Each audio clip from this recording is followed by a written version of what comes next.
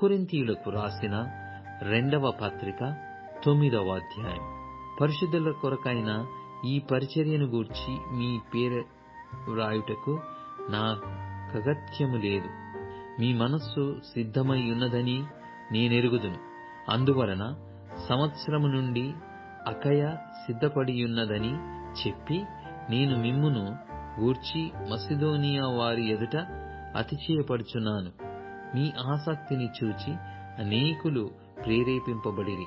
అయితే మిమ్మును గూర్చిన మా అతిశయము ఈ విషయములో వ్యర్థము కాకుండునట్లు నేను చెప్పిన ప్రకారము మీరు సిద్ధముగా ఉండుటకై ఈ సహోదరులను పంపితిని.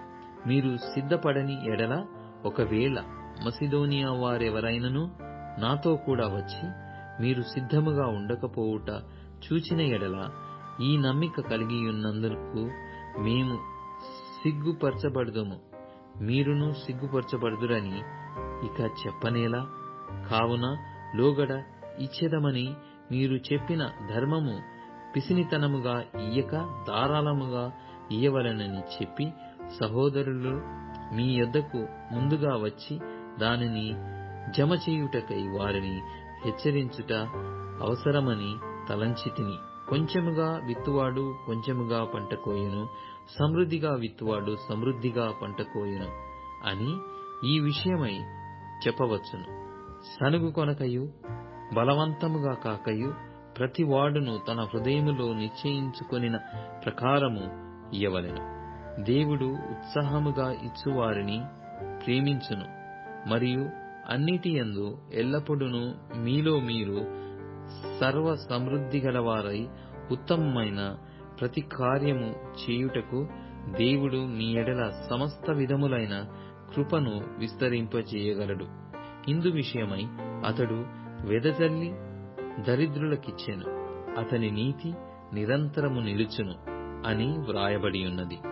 విత్తువానికి విత్తనమును తినుటకు ఆహారమును దయచేయు దేవుడు మీకు విత్తనము దయచేసి విస్తరింపజేసి మీరు ప్రతి విషయములో పూర్ణౌదార్య భాగ్యము గలవారగునట్లు మీ నీతి ఫలములు వృద్ధి పొందించును.